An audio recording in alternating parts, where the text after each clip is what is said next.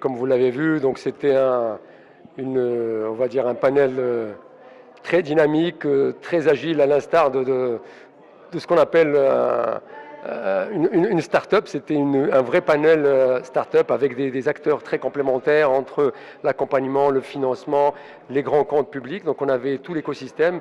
Et ce qui ressortait, c'est qu'il fallait effectivement faire en sorte de mettre en valeur les startups, de leur donner aujourd'hui, je dirais, l'accompagnement et toute l'attention qu'elles méritent, avoir effectivement des incubateurs accélérateurs de dimension mondiale, investir non pas uniquement dans les startups, mais aussi dans l'accompagnement et aussi, je dirais, dans ce qu'on appelle les bourses de vie des fondateurs, parce que ces gens-là, quand ils quittent leur travail, s'ils n'ont plus de revenus, c'est très compliqué. Sinon, le time to market est très important. C'est-à-dire que si on ne permet pas à des gens de partir tout de suite créer une boîte, quand ils partent 1 an ou 2 ans après, c'est déjà trop tard. Donc c'est vraiment important de bien comprendre qu'on a une grande opportunité, puisque le Maroc a déjà fait un certain nombre de choses pour être un hub.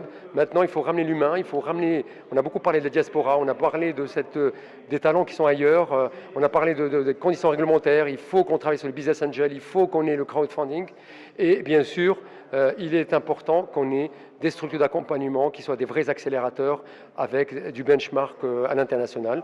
Donc oui, il y a je dirais, une feuille de route qui est tracée avec nos amis de l'AMIC. Il y a de belles choses à faire ensemble.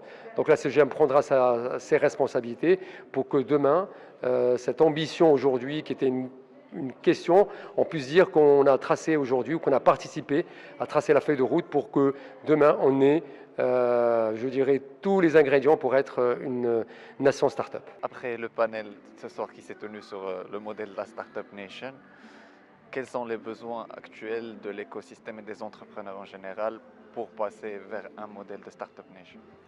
La première chose, c'est qu'on a besoin d'un programme national qui va vraiment nous donner comme ambition de devenir une Startup Nation. Et surtout qu'il y a une très grande opportunité. Ça veut dire que le Maroc peut devenir un hub de l'entrepreneuriat au niveau continental. Il y a une place à prendre et il faut qu'on la prenne. Mais on ne pourra pas la prendre si on n'a pas cette ambition, et une ambition qui est accompagnée par des moyens, non seulement des moyens humains, mais aussi moyens financiers conséquents, parce que on est en train de vivre une révolution industrielle, et il faut qu'on se positionne sur cette opportunité-là, ne serait-ce sur l'échiquier continental. Sur le volet accompagnement, vous allez bientôt lancer le projet H7. Que pouvez-vous nous dire sur ce projet? H7, c'est le plus grand accélérateur de start-up en Afrique, de par sa taille, mais aussi de par sa capacité d'accompagnement d'entrepreneurs. Notre ambition, c'est vraiment d'aller dans les capitales mondiales pour attirer les talents marocains et africains et de les faire revenir au Maroc, sur le continent, pour qu'ils travaillent sur l'émergence d'une nouvelle génération de start-up marocaines et africaines qui sont capables d'avoir un impact concret sur le continent.